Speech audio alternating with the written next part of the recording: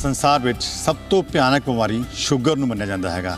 Sugar ਦੇ ਕਾਰਨ ਬਹੁਤ ਜ਼ਿਆਦਾ ਮਰੀਜ਼ ਪ੍ਰਭਾਵਿਤ ਹੋ ਰਹੇ ਹਨ ਤੇ ਇਸ ਬਿਮਾਰੀ ਦਾ ਸਭ ਤੋਂ ਜ਼ਿਆਦਾ ਜਿਹੜਾ ਅਸਰ ਹੈਗਾ ਉਹ ਵੱਡੀ ਉਮਰ ਜਾ ਕੇ ਹੁੰਦਾ ਜਦੋਂ ਕਿ ਨਰਵਸ ਸਿਸਟਮ ਜਿਹੜਾ ਵੀਕ ਹੋ ਜਾਂਦਾ ਹੈ। ਉਸ ਦੇ ਨਾਲ ਨਾਲ ਜਿਹੜੀਆਂ ਖੂਨ ਦੀਆਂ ਨਸਾਂ ਨੇ, ਖੂਨ ਲਿਆਉਣ ਵਾਲੀਆਂ ਤੇ ਨਿਜਾਲ ਵਾਲੀਆਂ, ਉਹ ਵੀ ਕਮਜ਼ੋਰ ਹੋ ਜਾਂਦੀਆਂ ਨੇ। ਫਿਰ ਜਿਹੜਾ ਇਨਸਾਨ ਆ ਉਹਨੂੰ ਨਹੀਂ ਪਤਾ ਚੱਲਦਾ ਕਿ ਉਹਦੇ ਪੈਰ ਨੂੰ ਕੋਈ ਚੀਜ਼ ਕੱਟ ਰਹੀ ਹੈ ਜਾਂ ਕੋਈ ਚੀਜ਼ ਉਸ ਨੂੰ ਜ਼ਖਮ ਕਰ ਰਹੀ ਹੈ। ਅਗਰ ਕੋਈ ਚੀਜ਼ ਕੱਟ ਵੀ ਜਾਂਦੀ ਹੈਗੀ ਹੈ ਤਾਂ ਵੀ ਉਹਨੂੰ ਮਹਿਸੂਸ ਨਹੀਂ ਹੁੰਦਾ।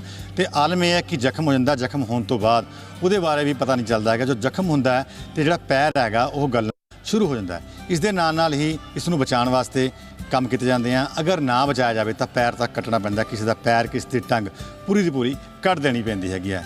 ਮਗਰ ਇੱਕ ਸੁਸਾਇਟੀ ਹੈ ਜਿਹਦਾ ਨਾਮ ਹੈ ਵੈਸਕੂਲਰ ਸੁਸਾਇਟੀ, ਜਿਹੜੇ ਪ੍ਰਧਾਨ ਨੇ ਡਾਕਟਰ ਰਾਹੁਲ ਜਿੰਦਲ, ਉਹ ਲੋਕਾਂ ਨੂੰ ਇਸ ਲਈ ਐਜੂਕੇਟ ਕਰ ਰਹੇ ਨੇ ਤੇ ਨਾਲੇ ਉਹਨਾਂ ਨੂੰ ਸਸਤਾ ਇਲਾਜ ਮੁਹੱਈਆ ਕਰਵਾ ਰਹੇ ਨੇ ਤਾਂ ਕਿ ਲੋਕਾਂ ਦੇ ਜਿਹੜੇ ਪੈਰ ਹੈਗੇ ਆ ਉਹ ਕੱਟਣੇ ਨਾ ਪੈਣ। ਉਹ ਫ੍ਰੀ ਐਂਪੂਟੇਸ਼ਨ ਇੰਡੀਆ ਦੀ ਇੱਕ ਮੁਹਿੰਮ ਵੀ ਚਲਾ ਰਹੇ ਹਨ ਜਿਹਦੇ ਨਾਲ ਜਿਹੜੇ ਹਿਮਾਚਲ ਦੇ ਮੁੱਖ ਮੰਤਰੀ ਉਹ ਜੁੜੇ ਹੋਏ ਨੇ, ਪੰਜਾਬ ਦੇ ਮੁੱਖ ਮੰਤਰੀ ਭਗਵੰਤ ਮਾਨ ਦੀ ਪਤਨੀ ਗੁਰਪ੍ਰੀਤ ਕੌਰ ਜੁੜੇ ਹੋਏ ਨੇ ਤੇ ਹੋਰ ਬਹੁਤ ਸਾਰੇ ਸੈਲੀਬ੍ਰਿਟੀ ਇਸ ਨਾਲ ਜੁੜੇ ਹੋਏ ਨੇ। ਤੇ ਇਸ ਲਈ ਲੋਕਾਂ ਨੂੰ ਅਵੇਅਰ ਕਰਨਾ ਚਾਹੁੰਦੇ ਆ ਕਿ ਲੋਕੀ ਸ਼ੂਗਰ ਦੀ ਬਿਮਾਰੀ ਹੋਣ ਦੇ ਉੱਪਰ ਸਭ ਤੋਂ ਜ਼ਿਆਦਾ ਜਿਹੜਾ ਧਿਆਨ ਆ ਆਪਣੇ ਪੈਰਾਂ ਵੱਲ ਦੇਣ ਤਾਂ ਕਿ ਉਹਨਾਂ ਦੇ ਜਿਹੜੇ ਪੈਰ ਹੈਗੇ ਆ ਉਹਨਾਂ ਨੂੰ ਕੱਟਣ ਦੀ ਨੌਬਤ ਨਾ ਆਵੇ। ਅੱਜ ਦੇ ਮਹਾਂਪੁਰਖ ਪ੍ਰੋਗਰਾਮ ਵਿੱਚ ਅਸੀਂ ਤੁਹਾਨੂੰ ਡਾਕਟਰ ਰਾਹੁਲ ਜਿੰਦਲ ਨਾਲ ਮਿਲਾਵਾਂਗੇ ਤੇ ਜਾਣਾਂਗੇ ਕਿ ਉਹ ਕਿਸ ਤਰ੍ਹਾਂ ਨਾਲ ਕੰਮ ਕਰ ਰਹੇ ਨੇ ਤੇ ਕਿਸ ਤਰ੍ਹਾਂ ਲੋਕਾਂ ਦੇ ਜਿਹੜੇ ਅੰਗ ਨੇ ਉਹਨਾਂ ਨੂੰ ਕੱਟਣ ਤੋਂ ਬਚਾਉਣ ਦੀ ਮੁਹਿੰਮ ਵਿੱਚ ਜੁਟੇ ਹੋਏ ਨੇ।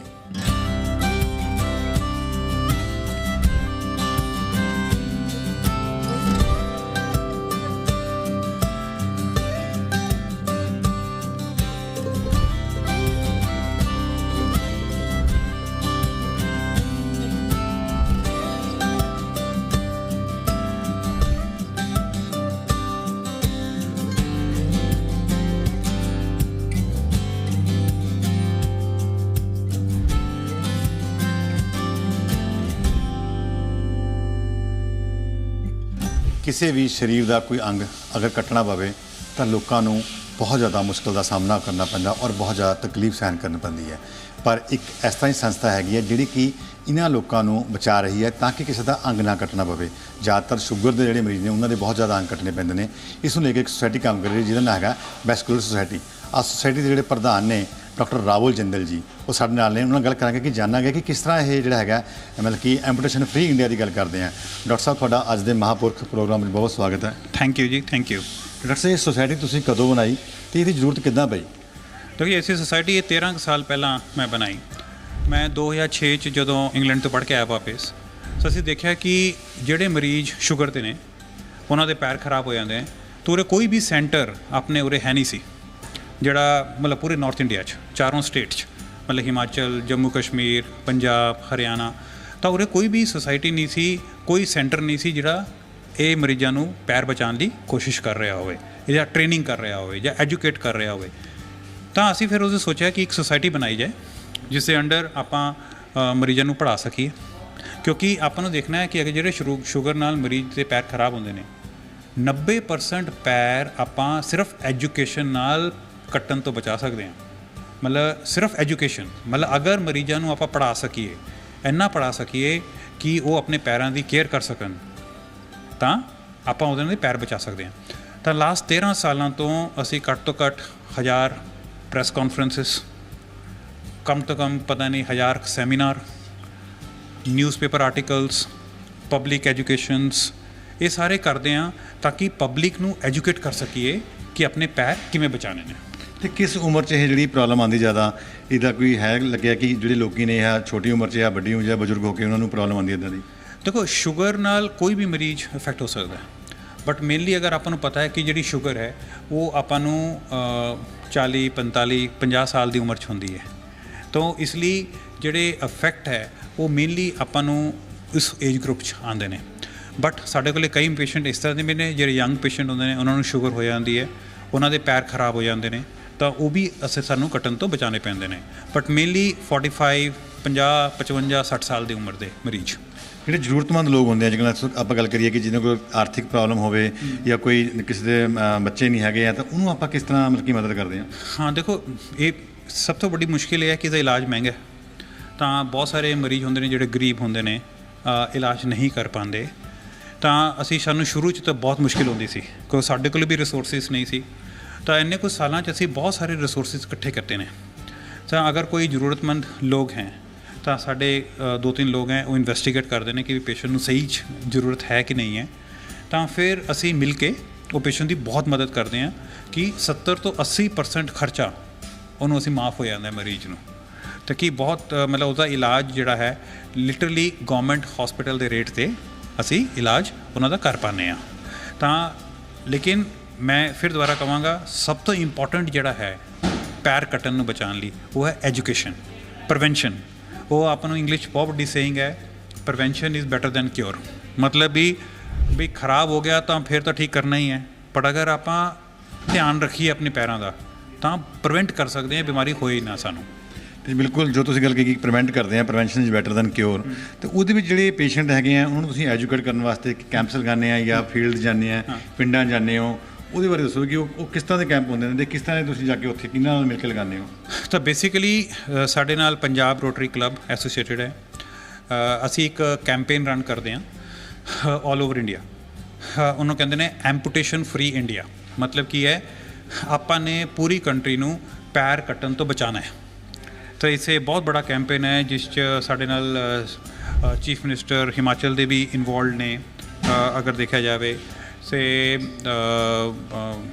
ਪੰਜਾਬ ਗਵਰਨਮੈਂਟ ਇਨਵੋਲਵਡ ਹੈ ਐਂਡ ਕੁਛ ਸੈਲੀਬ੍ਰਿਟੀਜ਼ ਵੀ ਇਨਵੋਲਵਡ ਨੇ ਜਿਹੜੀ ਸਾਡੀ ਹੈਲਪ ਕਰ ਰਹੇ ਨੇ ਇਨ ਐਜੂਕੇਸ਼ਨ, ਤਾਂ ਕਿ ਉਹਨਾਂ ਨੂੰ ਪੜ੍ਹਾ ਸਕੀਏ। ਅਸੀਂ ਸਾਡੇ ਨਾਲ ਅਪਰੋਕਸੀਮੇਟਲੀ 25 ਐਸੋਸੀਏਸ਼ਨਸ ਨਾਲ ਅਟੈਚਡ ਹੈ ਐਂਡ ਜਿਹੜੀਆਂ ਸਾਨੂੰ ਸਪੋਰਟ ਕਰਦੀਆਂ ਇਨ ਟਰਮਸ ਆਫ ਐਜੂਕੇਸ਼ਨ। ਅਸੀਂ ਉੱਥੇ ਜਾ ਕੇ ਲੈਕਚਰਸ ਲੈਂਦੇ ਹਾਂ, ਉਹਨਾਂ ਨੂੰ ਪੜ੍ਹਾਉਂਦੇ ਹਾਂ। ਸਪੈਸ਼ਲੀ ਸਾਡੇ ਲਈ ਟਾਰਗੇਟ ਆਡੀਅנס ਜਿਹੜੀ ਰਹਿੰਦੀ ਹੈ ਦੋ ਤਰੀਕੇ ਦੀ ਹੈ। ਇੱਕ ਹੈ ਸਕੂਲ ਦੇ ਬੱਚੇ, ਉਸ 'ਚ ਅਸੀਂ ਬਹੁਤ ਕੰਮ ਕਰ ਰਹੇ ਹਾਂ। ਉਸ ਦੇ ਉੱਪਰ ਅਸੀਂ ਸਲਾਈਡਾਂ ਬਣਾਈਆਂ, PPTs ਬਣਾ ਰਹੇ ਹਾਂ, ਅਸੀਂ ਬਹੁਤ ਉਸ ਦੇ ਉੱਪਰ ਕੰਮ ਕਰ ਰਹੇ ਹਾਂ। ਨੈਕਸਟ 2-3 ਸਾਲਾਂ 'ਚ ਉਸ ਦੇ ਬਾਰੇ ਬਹੁਤ ਸਾਨੂੰ ਸੁਣਾਈ ਦੇਗਾ। ਬੇਸਿਕਲੀ ਅਸੀਂ ਇਸ ਕੰਮ 'ਤੇ ਕਰ ਰਹੇ ਹਾਂ ਕਿ ਬੱਚਿਆਂ ਨੂੰ ਬਚਪਨ ਤੋਂ ਹੀ ਐਜੂਕੇਟ ਕੀਤਾ ਜਾਏ ਕਿ ਖਾਣਾ ਕੀ ਹੈ ਔਰ ਐਕਸਰਸਾਈਜ਼ ਰੋਜ਼ ਕਰਨੀ ਹੈ। ਅਸੀਂ ਇੱਕ ਸਟੱਡੀ ਕੀਤੀ ਸੀ 3 ਸਾਲ ਪਹਿਲਾਂ, ਉੱਥੇ ਸਾਨੂੰ ਚੰਡੀਗੜ੍ਹ ਦੇ ਸਕੂਲਾਂ 'ਚ ਪਤਾ ਕੀਤਾ 40% ਬੱਚੇ ਓਬੀਜ਼ ਨੇ। ਮਤਲਬ ਸੋਚੋ ਸਾਡੇ ਟਾਈਮ 'ਤੇ 5% ਲੋਕ ਓਬੀਜ਼ ਹੁੰਦੇ ਸੀ ਬੱਚੇ, ਮੋਟੇ ਨੇ। ਤਾਂ ਹੁਣ 40% ਬੱਚੇ ਅਗਰ ਸਕੂਲ 'ਚ ਮੋਟੇ ਹੋਣਗੇ, ਕਿਉਂ? ਉਹ ਸਾਰੇ ਵੀਡੀਓ ਗੇਮ ਖੇਲ ਰਹੇ ਨੇ, TV ਦੇਖ ਰਹੇ ਨੇ, ਇੰਸਟਾਗ੍ਰਾਮ 'ਤੇ ਨੇ, ਡਾਈਟ ਚੇਂਜ ਹੋ ਗਈ ਹੈ, ਮੈਕਡੋਨਲਡ ਆ ਗਿਆ, ਪੀਜ਼ਾ ਆ ਗਿਆ ਹੈ, ਸਾਰੇ ਫਾਸਟ ਫੂਡਸ ਆ ਗਏ ਨੇ, ਬਹੁਤ ਸਾਰੇ ਰੈਸਟੋਰੈਂਟ, ਖਾਣੇ ਦਾ ਟਾਈਪ ਬਹੁਤ ਬਦਲ ਗਿਆ ਹੈ। ਤਾਂ ਉਹ ਚੇਂਜ ਕਰਨਾ ਕਿ ਸਾਡਾ ਇੰਡੀਅਨ ਖਾਣਾ ਜੋ ਹੈ ਉਹ ਸਭ ਤੋਂ ਬੈਸਟ ਹੈ, ਵਨ ਆਫ ਦਾ ਬੈਸਟ ਖਾਣਾ ਹੈ ਸਾਡਾ। ਤਾਂ ਉਹ ਸਾਨੂੰ ਜ਼ਰੂਰ ਆਪਾਂ ਨੂੰ ਪ੍ਰਮੋਟ ਕਰਨਾ ਚਾਹੀਦਾ ਹੈ। ਅਗਰ ਠੀਕ ਤਰ੍ਹਾਂ ਨਾਲ ਖਾਏ, ਤਲੀ ਹੋਈ ਚੀਜ਼ਾਂ ਨਹੀਂ, ਮਤਲਬ ਪੂਰੀ ਛੋਲੇ ਵਗੈਰਾ ਨਹੀਂ, ਬਟ ਜੋ ਇੰਡੀਅਨ ਹੋਮਮੇਡ ਫੂਡ ਹੈ ਉਹ ਬਹੁਤ ਅੱਛਾ ਹੈ। Second is exercise. ਸੋ ਅਸੀਂ ਪ੍ਰਮੋਟ ਕਰ ਰਹੇ ਹਾਂ ਸਕੂਲ 'ਚ ਜਾ ਕੇ ਕਿ ਬੱਚਿਆਂ ਨੂੰ ਪ੍ਰਮੋਟ ਕਰਨੀ ਕਿ ਵੀ ਐਕਸਰਸਾਈਜ਼ ਰੋਜ਼ ਕਰਨੀ ਹੈ ਤੁਸੀਂ, ਤਾਂ ਆਪਣਾ weight ਕੰਟਰੋਲ ਕਰਨਾ ਹੈ। ਉਸ ਨਾਲ ਕੀ ਹੋਊਗਾ, ਅਗਰ ਸਕੂਲ 'ਚ ਬੱਚੇ ਪਤਲੇ ਨੇ ਤਾਂ ਚਾਂਸਿਸ ਉਹਨਾਂ ਨੂੰ ਡਾਇਬਟੀਜ਼ ਹੋਣ ਦੇ 30 ਤੋਂ 40 ਈਅਰਸ ਵਿੱਚ ਬਹੁਤ ਘੱਟ ਜਾਣਗੇ। ਇੱਕ ਤਾਂ ਇਹ ਸਾਡਾ ਪ੍ਰੋਗਰਾਮ ਚੱਲ ਰਿਹਾ ਹੈ ਪ੍ਰੀਵੈਂਸ਼ਨ। ਸੈਕਿੰਡ ਇਜ਼ ਅਸੀਂ ਕਰ ਰਹੇ ਹਾਂ target 35 to 55 the years age 'ਚ। ਕਿਉਂ ਕੀ ਹੁੰਦਾ ਹੈ, ਜਿਹੜੀਆਂ ਤੁਹਾਡੀਆਂ ਹੈਬਿਟਾਂ ਖਰਾਬ ਹੁੰਦੀਆਂ ਉਹ 30 ਸਾਲ ਤੱਕ ਤਾਂ ਚੱਲ ਜਾਂਦਾ ਕੰਮ, ਪਰ 35 ਸਾਲ 'ਚ ਆਦਮੀ ਬੰਦਾ ਸੈਟਲ ਹੋ ਜਾਂਦਾ ਹੈ, ਜੌਬ 'ਚ ਪੈਸੇ ਵੀ ਕਮਾ ਰਿਹਾ ਹੈ। ਪਰ ਤੁਸੀਂ ਦੇਖੋਗੇ ਅਸੀਂ ਕਾਰਪੋਰੇਟ ਜਾ ਕੇ ਬਹੁਤ ਸਾਰੀ ਐਸੋਸੀਏਸ਼ਨ ਜਾ ਕੇ ਇੰਸਟੀਚਿਊਟ ਜਾ ਕੇ ਲੋਕ ਦੇਖੇ, ਨੀਅਰਲੀ 80% ਲੋਕਾਂ ਦੀ ਤੋਂਦ ਹੈ ਥੋੜ੍ਹੀ। ਬਿਲਕੁਲ ਠੀਕ ਹੈ ਨਾ, ਮੋਟਾਪਾ ਜਿਹਨੂੰ ਆਪਾਂ ਕਹਿੰਦੇ ਹਾਂ। ਤਾਂ ਮਤਲਬ ਕੀ ਹੈ, ਉਹ ਓਬੀਜ਼ ਨੇ, ਕੋਲੇਸਟਰੋਲ ਲੈਵਲ ਉਹਨਾਂ ਦਾ ਕੰਟਰੋਲ ਨਹੀਂ ਹੈ, ਐਕਸਰਸਾਈਜ਼ ਉਹ ਰੋਜ਼ ਕਰਦੇ ਨਹੀਂ, ਤਾਂ ਜਿਹੜਾ ਖਾਣਾ ਖਾਂਦੇ ਨੇ ਉਹ ਵੀ ਬਹੁਤ ਅੱਛਾ ਨਹੀਂ ਹੈ, ਮਿੱਠਾ ਖਾਣਾ ਖਾਣਾ, ਤਲੀ ਚੀਜ਼ਾਂ ਖਾਣਾ, ਉਹ ਸਾਰਾ ਕੁਛ। ਤਾਂ ਉਹਨਾਂ ਨੂੰ ਐਜੂਕੇਟ ਕਰਦੇ ਹਾਂ ਕਿ ਬਈ ਇਹ ਬਹੁਤ ਇੰਪੋਰਟੈਂਟ ਹੈ ਕਿ ਤੁਸੀਂ ਇਹ ਸਭ ਨਹੀਂ ਕਰਨਾ ਹੈ ਔਰ ਆਪਣੇ ਰੂਟੀਨ ਐਕਸਰਸਾਈਜ਼ ਲੈ ਕੇ ਆਓ। ਅਸੀਂ ਇਹ ਵੀ ਕਰ ਰਹੇ ਹਾਂ ਕਿ ਕਾਰਪੋਰੇਟ ਨੂੰ ਉਹਨਾਂ ਨੂੰ ਟੀਚ ਕਰ ਰਹੇ ਹਾਂ ਕਿ ਤੁਸੀਂ ਇੱਕ ਕਮਰੇ 'ਚ ਜਿਮ ਲਗਾਉਣਾ ਚਾਹੀਦਾ ਹੈ ਆਫਿਸ 'ਚ, ਬਹੁਤ ਇੰਪੋਰਟੈਂਟ ਹੈ, ਤਾਂ ਕਿ ਪ੍ਰਮੋਟ ਕਰੋ ਕਿ ਜਿੰਨੇ ਵੀ ਸਾਰੇ EMPLOYEES हैं ਬਈ ਅੱਧਾ ਘੰਟਾ ਰੋਜ਼ एक्सरसाइज करन। क्योंकि ये देखा गया है कि अगर एम्प्लॉयज़ फिट हैं तो जो कंपनी का आउटपुट है वो बिजनेस के एंगल ना भी देखा जाए तो बहुत फ़र्क पैंदा है। क्योंकि अगर बीमार होंगे लोग छुट्टियां लेंगे, एम्प्लॉयज़ हैं, खर्चा होएगा, प्री मैच्योर रिटायरमेंट होएगी, तो बहुत लॉन्ग टर्म इंप्लीकेशनस हैं उसदियां। तो उस एंगल नाल भी असी काम कर रहे हैं कि उस टर्म के लोगों को पढ़ाया जाए। थर्ड जो साडा आम है वो है जिन्होंने ऑलरेडी शुगर हो गई है, मतलब ऑलरेडी मरीज शुगर के बन चुके हैं, तो उन्होंने असी एजुकेट करते हैं कि तुसी अपना किमें प्रिवेंट करना है पैर कट्टन नूं। तो उस 5-6 चीज़ां उन्होंने बहुत इंपॉर्टेंट है सिखानियां कि एक तो शुगर कंट्रोल, ਲੋਕ ਸ਼ੂਗਰ ਦੀ ਗੋਲੀ ਲੈਂਦੇ ਨੇ ਕਿ ਮੈਨੂੰ ਲੱਗਦਾ ਕਿ ਅੱਜ ਮੇਰੀ ਸ਼ੂਗਰ ਵੱਧ ਗਈ, ਗੋਲੀ ਲੈ ਲਈ, ਅਗਲੇ ਦਿਨ ਫਿਰ ਨਹੀਂ ਲੈਤੀ। ਐਂ ਨਹੀਂ ਹੁੰਦਾ ਹੈਗਾ। ਅਗਰ ਤੁਹਾਡੀ ਸ਼ੂਗਰ ਇੱਕ ਵਾਰ ਜ਼ਿਆਦਾ ਹੈ ਤਾਂ ਤੁਹਾਨੂੰ ਕੰਟੀਨਿਊਸਲੀ ਗੋਲੀ ਲੈਣੀ ਪਏਗੀ। ਸੈਕੰਡ ਇਜ਼ ਐਕਸਰਸਾਈਜ਼, ਰੋਜ਼ ਉਹਨਾਂ ਲਈ ਬਹੁਤ ਜ਼ਰੂਰੀ ਹੈ। ਤੀਸਰਾ ਹੈ ਡਾਈਟ ਕੰਟਰੋਲ, ਤਲੀ ਚੀਜ਼ਾਂ ਖਾਣੀਆਂ, ਮਿੱਠਾ ਚੀਜ਼ਾਂ ਖਾਣੀਆਂ ਪਰਹੇਜ਼ ਨਹੀਂ ਕਰਦਾ ਕੋਈ ਵੀ, ਇਸ ਲਈ ਸ਼ੂਗਰ ਜੋ ਹੈ ਬਹੁਤ ਅਨਕੰਟਰੋਲਡ ਰਹਿੰਦੀ ਹੈ ਉਹਨਾਂ ਮਰੀਜ਼ਾਂ ਨੂੰ। ਚੌਥਾ ਉਹਨਾਂ ਨੂੰ ਸਿਖਾਉਂਦੇ ਹਾਂ ਕਿ ਵੀ ਜਦੋਂ ਆਪ ਬਾਹਰ ਜਾਂਦੇ ਹੋ, ਜਿੱਥੇ ਟੈਂਪਲ 'ਚ ਗਏ, ਗੁਰਦੁਆਰੇ 'ਚ ਗਏ, ਤਾਂ ਨੰਗੇ ਪੈਰੀ ਨਹੀਂ ਚੱਲਣਾ, ਕਿਉਂਕਿ ਸਾਡੇ ਕੋਲ ਬਹੁਤ ਮਰੀਜ਼ ਆਉਂਦੇ ਨੇ ਜਿਨ੍ਹਾਂ 'ਚੋਂ ਗੁਰਦੁਆਰੇ ਚੱਲਦੇ ਨੇ, ਹੌਟ ਮਾਰਬਲ ਹੁੰਦਾ, ਉਸ ਦੇ ਉੱਪਰ ਜਿਸ ਤਰ੍ਹਾਂ ਹੀ ਪੈਰ ਰੱਖਿਆ ਉਸ ਦੇ ਉੱਪਰ ਜਲ ਜਾਂਦਾ ਹੈ, ਕਿਉਂਕਿ ਸ਼ੂਗਰ 'ਚ ਮਰੀਜ਼ਾਂ 'ਚ ਉਹਨਾਂ ਦੇ ਪੈਰਾਂ 'ਚ ਫੀਲਿੰਗ ਹੈ ਉਹ ਬਹੁਤ ਘੱਟ ਜਾਂਦੀ ਹੈ ਜੀ ਜੀ, ਤਾਂ ਉਹਨਾਂ ਨੂੰ ਫੀਲ ਹੀ ਨਹੀਂ ਹੁੰਦਾ। ਤਾਂ ਸਾਡੇ ਕੋਲ ਮਰੀਜ਼ ਆਉਂਦੇ ਨੇ ਜਿਸ 'ਚ ਚੀਂਟੀਆਂ ਉਹਨਾਂ ਦੀ ਉਂਗਲੀਆਂ ਪੂਰੀਆਂ ਖਾ ਗਈਆਂ ਰਾਤ ਨੂੰ ਜੀ, ਉਹਨਾਂ ਨੂੰ ਪਤਾ ਹੀ ਨਹੀਂ ਲੱਗਿਆ। ਚੂਹਾ ਰਾਤ ਨੂੰ ਪੂਰੀ ਉਂਗਲੀ ਖਾ ਗਿਆ, ਉਹਨੂੰ ਸਵੇਰੇ ਆਉਂਦੇ ਨੇ ਉਂਗਲੀ ਗਾਇਬ ਹੈ, ਬਲਕਿ ਪੈਰ ਸੁੰਨ ਹੋ ਜਾਂਦਾ, ਪੈਰ ਇੱਕਦਮ ਇੰਨਾ ਸੁੰਨ ਹੋ ਜਾਂਦੇ ਉਹਨਾਂ ਨੂੰ ਪਤਾ ਹੀ ਨਹੀਂ ਲੱਗਦਾ, ਚੱਪਲ ਨਿਕਲ ਜਾਂਦੀ ਹੈ ਆਪਣੇ ਆਪ, ਉਹਨਾਂ ਨੂੰ ਫੀਲਿੰਗ ਨਹੀਂ ਆਉਂਦੀ। ਇਹ ਤਾਂ ਹੁੰਦਾ ਅਗਰ ਆਪਾਂ ਨੇ ਅਨਕੰਟਰੋਲਡ ਸ਼ੂਗਰ ਰਹੀ ਥੋੜ੍ਹੀ ਦੇਰ ਤੱਕ, ਤੇ ਇਸ ਲਈ ਉਹਨਾਂ ਨੂੰ ਸਿਖਾਉਂਦੇ ਕਿ ਸ਼ੂਗਰ ਕੰਟਰੋਲ ਕਰਨਾ ਬਹੁਤ ਜ਼ਰੂਰੀ ਹੈ। ਔਰ ਇਸ ਤਰ੍ਹਾਂ ਦੇ ਜਿਹੜਾ ਇਵੈਂਟ ਹੁੰਦੇ ਨੇ ਬੜਾ ਆਪਣਾ ਬਚਾ ਸਕਦੇ ਹਾਂ ਕਿ ਆਪਾਂ ਨੇ ਕਵਰ ਕਰਕੇ ਰੱਖਣਾ ਪੈਰਾਂ ਨੂੰ, ਹਰ ਰੋਜ਼ ਸ਼ਾਮ ਨੂੰ ਆਪਣੇ ਪੈਰਾਂ ਨੂੰ ਚੈੱਕ ਕਰਨਾ ਕਿ ਉਹਨਾਂ 'ਤੇ ਕੋਈ ਮੇਖ ਤਾਂ ਨਹੀਂ ਲੱਗੀ, ਕਿਉਂਕਿ ਕਿਆ ਹੁੰਦਾ ਜੁੱਤੇ ਪਾਉਂਦੇ ਆ ਉਸ 'ਚ ਪੱਥਰ ਪਏ ਹੁੰਦੇ ਨੇ ਕਈ ਵਾਰ, ਤਾਂ ਮਰੀਜ਼ ਨੂੰ ਪਤਾ ਨਹੀਂ ਲੱਗਦਾ ਕਿ ਪੱਥਰ ਹੈ ਅੰਦਰ, ਉਹ ਪੂਰਾ ਦਿਨ ਛੋਟਾ ਜਿਹਾ ਪੱਥਰ ਹੈ ਪੈਰ 'ਚ, ਜੁੱਤੀ 'ਚ, ਉਸ ਨਾਲ ਚੱਲਦੇ ਰਹਿੰਦੇ ਨੇ, ਫਿਰ ਸ਼ਾਮ ਨੂੰ ਬਾਅਦ 'ਚੋਂ ਆ ਕੇ ਪਤਾ ਲੱਗਦਾ ਪੈਰ 'ਚ ਜ਼ਖਮ ਹੋ ਗਿਆ। ਤਾਂ ਪੈਰ 'ਚ ਜੋ ਜ਼ਖਮ ਸ਼ੂਗਰ ਦੇ ਮਰੀਜ਼ਾਂ 'ਚ ਜੋ ਪੈਰ 'ਚ ਇੱਕ ਵਾਰ ਜ਼ਖਮ ਹੋ ਜਾਏ ਉਹਨੂੰ ਬਹੁਤ ਜਲਦੀ ਟ੍ਰੀਟਮੈਂਟ ਚਾਹੀਦਾ ਹੈ। ਤਾਂ ਕਈ ਵਾਰ ਉਹ ਮਰੀਜ਼ 10-10 ਦਿਨ ਤੱਕ ਇਲਾਜ ਨਹੀਂ ਕਰਾਉਂਦੇ ਸਾਡੇ ਤੋਂ, ਐਂਡ ਮਤਲਬ ਕਿਸੇ ਵੀ ਲੋਕਲ ਡਾਕਟਰ ਤੋਂ ਜਿੱਥੇ ਵੀ ਜਾਂਦੇ ਨੇ। ਤਾਂ ਇਸ ਲਈ ਕਹਿ ਰਹੇ ਕਿ ਪੈਰ 'ਚ ਅਗਰ ਸ਼ੂਗਰ ਦੇ ਮਰੀਜ਼ ਨੂੰ ਪੈਰ 'ਚ ਅਗਰ ਜ਼ਖਮ ਹੋ ਜਾਏ ਤਾਂ ਫਟਾਫਟ ਉਹ ਡਾਕਟਰ ਕੋਲ ਜਾ ਕੇ ਇਲਾਜ ਕਰਾਉਣਾ ਚਾਹੀਦਾ।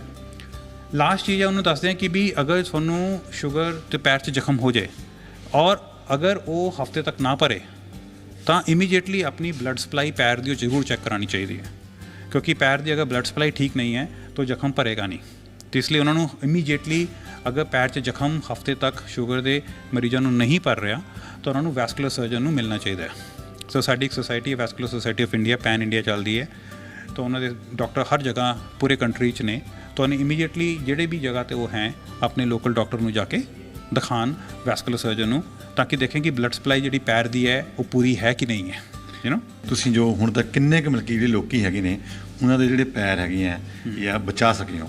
देखिए ऐसा तो काउंट करना बहुत मुश्किल है, बट अप्रॉक्सीमेटली हम 5000 सर्जरीज अभी तक कर चुके हैं, जो कॉम्प्लिकेटेड एंजियोप्लास्टीज बोलते हैं, मतलब जिसमें हम खून की नसें खोल के मरीजों के पैर बचाने की कोशिश करते हैं। हम सब में सक्सेसफुल नहीं होते हैं, आपको समझना है, बट 90% में हम सक्सेसफुल हो जाते हैं पैर बचाने, उनके पैर बचाने में।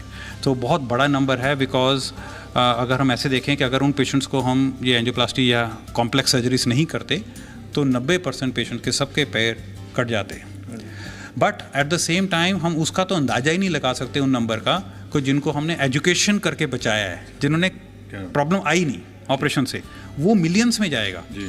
तो इसीलिए मेरा तो मेन रहता है कि इलाज करना तो बहुत डिफ़िकल्ट काम है, तो हम सबको ये मीडिया जो सब ने मिल के हमने एक दूसरे को एजुकेट करना है कि प्रिवेंट करना है पैर।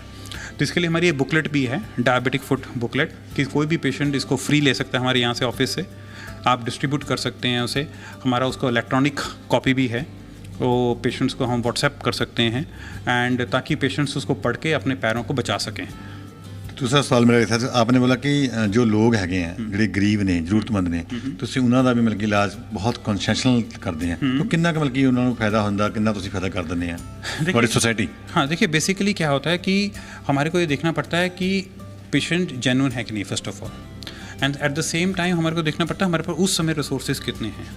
But normally on an average अगर हम देखते हैं एक महीने में हम 15 से 18 पेशेंट्स की मदद जरूर करते हैं, तो इतने के पेशेंट्स हमारे आते हैं। हम ट्राई करते हैं कि कोई भी अगर पेशेंट जो पुअर है हमारे यहाँ पे आ जाए, हम उसको ट्राई करते हैं कि वापस ना मुड़े, एंड किसी भी तरीके से हम उसका इलाज कर पाएँ। तो कई बार क्या होता है कि हमारे पास रिसोर्सेज ख़त्म हो जाते हैं, लिमिटेशंस हैं हमारे पास रिसोर्सेज की, तब हम मुश्किल से ना बोलते हैं, बट हम ट्राई करते हैं कि किसी भी मरीज़ को मना ना करें। तो आपने रिसोर्सेज की बात की है, तो आपकी सोसाइटी काम कर रही है, तो रिसोर्सेज कैसे बनते हैं, ये कहाँ से जनरेट होते हैं? देखिए, रिसोर्सेज हमारे पास बहुत तरीके से आते हैं, 4-5 तरीके हैं। एक रिसोर्सेज हम लेते हैं एजुकेशन से, तो हमारे पास यहाँ सर्जन्स ऑल ओवर वर्ल्ड से ट्रेनिंग के लिए आते हैं, तो जितने भी सारे सर्जन्स एंड डॉक्टर्स हमारे पास ट्रेनिंग के लिए आते हैं, हम उनसे फ़ीस चार्ज करते हैं एंड वो फ़ीस हम सोसाइटी के अंदर डालते हैं। तो एक रिसोर्सेज वहाँ से आते हैं जिसको हम पेशेंट्स पे एजुकेशन पे यूज़ करते हैं। सेकंड इज़ मैं अप्रॉक्सीमेटली 50 लेक्चर लेता हूँ साल के तो मेरे को फ़ीस मिलती है लेक्चर्स देने की, जिनमें डॉक्टरों को पढ़ाना होता है ऑल ओवर द वर्ल्ड। तो वो सारी फ़ीस हम सोसाइटी के अंदर लेते हैं। तीसरा, हम कुछ डोनेशंस जो पेशेंट्स हैं, कई बार होते हैं पेशेंट्स बहुत खुश होते हैं हमारे पास। अभी एक पेशेंट से ओमान से उनका पैर हमने बचाया, सो उन्होंने हमारे को डोनेट किया कुछ पैसे। तो इस तरह पेशेंट डोनेशन से हमारे पास पैसे आ जाते हैं। चौथा है, हम लोग ट्रेनिंग CME प्रोग्राम्स करते हैं, वर्कशॉप्स। जैसे कि अगले हफ्ते हमारी वर्कशॉप है, 100 doctors all over the world से आ रहे हैं ट्रेनिंग के लिए। तो उनसे हम small amount of fees charge करते हैं एंड वो सारी की सारी फ़ीस सोसाइटी में जाती है। सो इस 4-5 तरीक़ों से हम लोग रिसोर्सेज जनरेट करते हैं एंड ट्रेनिंग एंड एजुकेशन से रिसोर्सेज जनरेट करते हैं। वही रिसोर्सेज हम patients and training and education पे दोबारा लगाते हैं। जो सोसाइटी है आपने बनाई है, ये सभी आप दोस्त लोग ही हैं उसमें? नहीं, दोस्त नहीं हैं। बेसिकली कुछ डॉक्टर्स हैं एंड इसका आपको देखना है, कुछ सोसाइटी जब बनाते हैं तो उसका रिप्रेजेंटेटिव होता है। So then there are some media people, then police people, then social activist हैं उसके अंदर and so approximately 14 people are there from different spheres and उसमें से एक हमारे स्टाफ हैं, बाकी कोई भी हमें वो नहीं है, लॉयर हैं एंड सो कोई भी फ्रेंड्स नहीं है, but there are people who wants to work good for the society. तो भगवान आपको और इस काम में अच्छे से लगाया कि आप लोगों के जो पाँव हैं वो कटने से बचाते रहे। Thank you.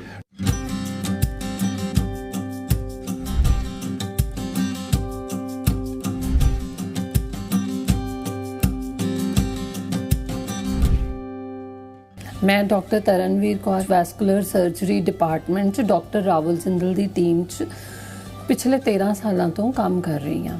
ਮੈਂ ਇੱਥੇ ਇੱਕ ਸੀਨੀਅਰ ਡਾਕਟਰ ਹਾਂ। ਅਸੀਂ ਤਕਰੀਬਨ 12 ਕੁ ਸਾਲ ਪਹਿਲਾਂ ਇੱਕ society vascular society for limb selvedge ਸ਼ੁਰੂ ਕੀਤੀ ਸੀ, ਉਹ ਜਿਸ ਦਾ ਏਮ ਸੀਗਾ ਕਿ ਅਸੀਂ ਆਮ ਪਬਲਿਕ ਨੂੰ ਜਾਗਰੂਕ ਕਰਨਾ ਚਾਹੁੰਦੇ ਸੀ ਤਾਂ ਜੋ ਉਹਨਾਂ ਨੂੰ ਵੈਸਕੂਲਰ ਦੀਆਂ ਬਿਮਾਰੀਆਂ ਦਾ ਪਤਾ ਲੱਗ ਸਕੇ ਕਿ ਵੈਰੀਕੋਜ਼ ਵੇਨਸ, ਡਾਇਬਟਿਕ ਫੁੱਟ ਜਾਂ ਖੂਨ ਦੀਆਂ ਨਸਾਂ ਬੰਦ ਹੋਣ ਦੇ ਨਾਲ ਜੋ ਗੈਂਗਰੇਨ ਹੋ ਜਾਂਦਾ, ਉਹਦੇ ਬਾਰੇ ਜਾਗਰੂਕਤਾ ਦੇ ਲਈ ਅਸੀਂ ਇਸ ਸੁਸਾਇਟੀ ਦੇ ਉਦੇਸ਼ ਦੇ ਨਾਲ ਬਹੁਤ ਸਾਰੇ ਮਰੀਜ਼ਾਂ ਦੀ ਇਲਾਜ 'ਚ ਵੀ ਮਦਦ ਕੀਤੀ ਹੈ, ਜਿਵੇਂ ਕਿ ਉਹਨਾਂ ਨੂੰ ਘੱਟ ਖਰਚੇ 'ਤੇ ਇਲਾਜ, ਉਹਨਾਂ ਤੋਂ ਡਾਕਟਰ ਦੀ ਫੀਸ ਨਹੀਂ ਲਈ, ਬਹੁਤ ਤਰੀਕੇ ਦੇ ਨਾਲ ਬਹੁਤ ਸਾਰੇ ਮਰੀਜ਼ਾਂ ਦੀ ਮਦਦ ਕੀਤੀ ਹੈ। ਜੇ ਆਪਾਂ ਦੇਖੀਏ ਪੂਰੇ ਵਰਲਡ ਦਾ ਡਾਟਾ ਚੱਕ ਕੇ ਦੇਖੀਏ ਤਾਂ ਪੂਰੇ ਵਰਲਡ ਦੇ ਵਿੱਚ ਹਰ 6 ਸੈਕਿੰਡ 'ਤੇ ਇੱਕ ਲੱਤ ਕੱਟੀ ਜਾਂਦੀ ਆ। ਇਹ ਬਹੁਤ ਹੀ ਸੀਰੀਅਸ ਇਸ਼ੂ ਹੈ, ਇਸ ਦੇ ਵੱਲ ਸਾਨੂੰ ਧਿਆਨ ਕਰਨਾ ਚਾਹੀਦਾ ਤਾਂ ਜੋ ਅਸੀਂ ਇਹਨਾਂ ਚੀਜ਼ਾਂ ਨੂੰ ਰੋਕ ਸਕੀਏ ਔਰ ਸਾਡੇ ਕੰਟਰੀ ਨੂੰ ਐਂਪੂਟੇਸ਼ਨ ਫ੍ਰੀ ਬਣਾ ਸਕੀਏ ਕਿ ਸਾਰੇ ਪੇਸ਼ੈਂਟਸ ਸਾਰੇ ਠੀਕ ਰਹਿਣ। ਸ਼ੂਗਰ ਦਾ ਸਟ੍ਰਿਕਟ ਕੰਟਰੋਲ ਰੱਖਣਾ ਚਾਹੀਦਾ। ਸ਼ੂਗਰ ਬਹੁਤ ਹਾਨੀਕਾਰਕ ਹੈ। ਇਹ ਅੱਖਾਂ, ਗੁਰਦੇ, ਹਾਰਟ ਤੇ ਨਸਾਂ खून वालियां, जे हार्ट दियां खराब होंदियां ने हार्ट अटैक हो जाता, जे गले दियां बंद होंदियां ने तां लकवा हो जाता, जे लत्तां दियां बंद होंदियां ने गैंगरेन हो जाता, उन्होंने लैग अटैक कहते हैं। इन्हां सारियां चीज़ां नूं रोकना है तां जो मरीज़ां नूं वध तो वध लोगों नूं जानकारी हो सके ते वध तो वध लोगों के पैर बच सकन।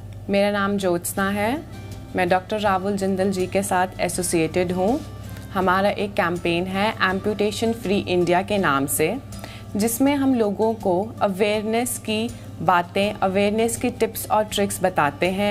जैसे हम हेल्थ टॉक्स देते हैं एनसीसी कैडेट कैंप्स को, स्कूल्स में, कॉलेजेस में और काफ़ी डिफरेंट प्लेसेस में। ये सारी चीज़ें हम इसलिए बताते हैं क्योंकि लोगों को अवेयर करने के लिए, क्योंकि लोगों को डायबिटीज़, जिन पेशेंट को डायबिटीज़ होती है उन पेशेंट डायबिटीज़ की वजह से कुछ चीज़ें ऐसी होती है कि पैर में घाव आना स्टार्ट हो जाता है और लोगों को लगता है कि वो एक नॉर्मल घाव है, वो खुद ठीक हो जाएगा, बट वो डायबिटीज़ की वजह से वो डायबिटिक फुट हो जाता है, जिस चीज़ की वजह से पैर आस्ते आस्ते ख़राब होना स्टार्ट हो जाता है और एक स्टेज आती है जब हमें एम्पूटेशन करनी पड़ती है। एम्पूटेशन का मतलब पैर काटना पड़ता है। तो एम्पूटेशन से बचाने के लिए हमने ये कैंपेन रन कर रहे हैं। डॉक्टर रावल जिंदल सर इस कैंपेन के हेड हैं एंड वो सब कुछ इस कैंपेन का देख रहे हैं। एंड ये बहुत बहुत बड़ा इनिशिएटिव है कि लोगों को हम अवेयर कर रहे हैं।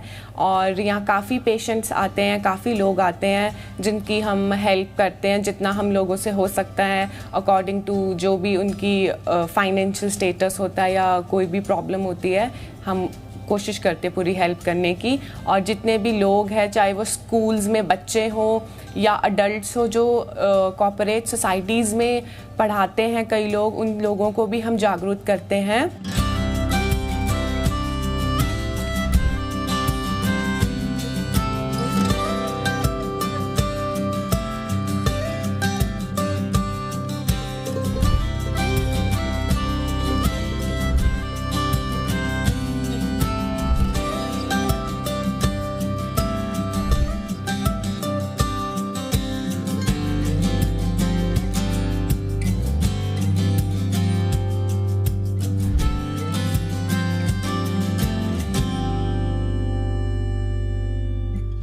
नमस्कार, मेरा नाम दीपक है, मैं जलंधर तो हाँ। और ਅਸੀਂ ਇੱਥੇ ਡਾਕਟਰ ਰਾਹੁਲ ਜਿੰਦਲ ਦੇ ਕੋਲ ਮੇਰੇ ਫਾਦਰ ਦਾ ਟ੍ਰੀਟਮੈਂਟ ਕਰਾਉਣ ਆਉਂਦੇ ਹਾਂ ਗੈਂਗਰੀਨ ਦਾ। ਤੇ ਅਸੀਂ ਮਤਲਬ ਕਾਫੀ ਹਸਪੀਟਲਸ ਦੇ ਵਿੱਚ ਜਲੰਧਰ ਦੇ ਵਿੱਚ ਵੀ ਐਂਡ ਕਿ ਲੁਧਿਆਣਾ DMC ਦੇ ਵਿੱਚ ਵੀ ਅਸੀਂ ਇਹਨਾਂ ਦਾ ਕੰਟੀਨਿਊ ਟ੍ਰੀਟਮੈਂਟ ਕਰਾਉਂਦੇ ਰਹੇ ਹਾਂ। ਲੇਕਿਨ ਗੈਂਗਰੀਨ ਨੂੰ ਲੈ ਕੇ ਕਿਤੋਂ ਵੀ ਸਾਨੂੰ ਨਾ ਡਾਕਟਰਾਂ ਨੇ ਸਹੀ ਗਾਈਡ ਨਹੀਂ ਕੀਤਾ, ਕੋਈ ਅੱਛਾ ਟ੍ਰੀਟਮੈਂਟ ਨਹੀਂ ਕੀਤਾ।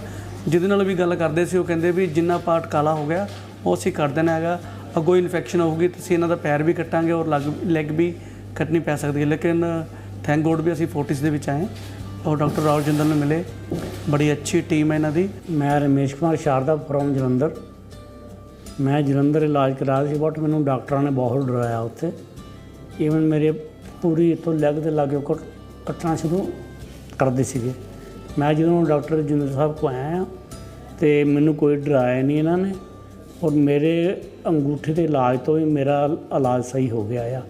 ਈਵਨ ਜਿਹੜਾ ਮੇਰਾ ਦੂਸਰਾ ਅੰਗੂਠਾ ਸੀ ਉਹ ਵੀ ਇਹਨਾਂ ਨੇ ਅੱਜ ਬਚਾ ਦਿੱਤਾ ਆ। ਮੈਂ ਬਹੁਤ ਖੁਸ਼ ਹਾਂ, ਬਹੁਤ ਹੈਪੀ ਹਾਂ ਇਹਨਾਂ ਤੋਂ। ਬਿਮਾਰੀ ਤਾਂ ਕੁਝ ਵੀ ਨਾ, ਬਿਲਕੁਲ ਠੀਕ ਸੀਗਾ ਜੀ। ਬੈਠਿਆਂ ਆਪਣੇ ਆਪ ਆਟੋਮੈਟਿਕਲੀ ਇਹਦੇ ਵਿੱਚ ਪੈਰ ਵਿੱਚ ਜ਼ਖਮ ਆ ਗਿਆ ਥੋੜ੍ਹਾ ਜਿਹਾ, ਬਸ ਉਹ ਦਿਖਾ ਲੈਣਾ ਇਹ ਵੱਧਦਾ ਚਲੇ ਗਿਆ। ਸਾਨੂੰ ਰੁਕਣਾ ਪਿਆ, ਫਿਰ ਡਾਕਟਰ ਸਾਹਿਬ ਨੇ ਠੀਕ ਕਰਨ ਵਾਸਤੇ ਜਿੱਦਾਂ ਉਹਨਾਂ ਨੂੰ ਵਧੀਆ ਲੱਗਿਆ, ਕੋਈ ਕਟਿੰਗ ਕਰਨੀ ਪਈ ਜਾਂ ਕੁਛ ਵੀ, ਉਹਨਾਂ ਨੇ ਆਪਣੇ ਹਿਸਾਬ ਨਾਲ ਕੀਤਾ।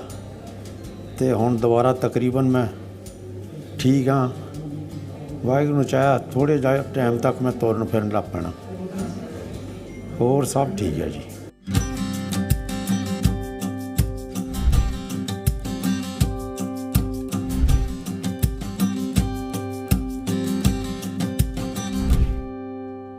ਵੈਸਕੂਲਰ ਸੁਸਾਇਟੀ ਲੋਕਾਂ ਨੂੰ ਐਜੂਕੇਟ ਕਰ ਰਹੀ ਹੈ। ਡਾਕਟਰ ਰਾਹੁਲ ਜਿੰਦਲ ਕਹਿੰਦੇ ਨੇ ਕਿ prevention is better than cure. Prevention ਦੀ ਛਾਇਆ ਦੇ ਵਿੱਚ ਜਿਹੜਾ ਮਰੀਜ਼ ਆਪਣੇ ਆਪ ਨੂੰ ਢਾਲ ਲੈਂਦਾ ਹੈਗਾ, ਉਹਨੂੰ ਜਿਹੜੀ ਬਿਮਾਰੀ ਹੈਗੀ ਹੈ ਉਹ ਘੱਟ ਹੋ ਜਾਂਦੀ ਹੈ। ਬਿਮਾਰੀ ਤੋਂ ਘੱਟ ਤੋਂ ਭਾਵ ਹੈ ਕਿ ਉਹ ਆਪਣੇ ਪੈਰਾਂ ਦੀ ਦੇਖਭਾਲ ਕਰੇ, ਸ਼ੂਗਰ ਦੀ ਦਵਾਈ ਖਾਵੇ ਅਤੇ ਜਿਹੜਾ ਖਾਣ ਪੀਣ ਹੈ ਉਹ ਸਾਦਾ ਰੱਖੇ।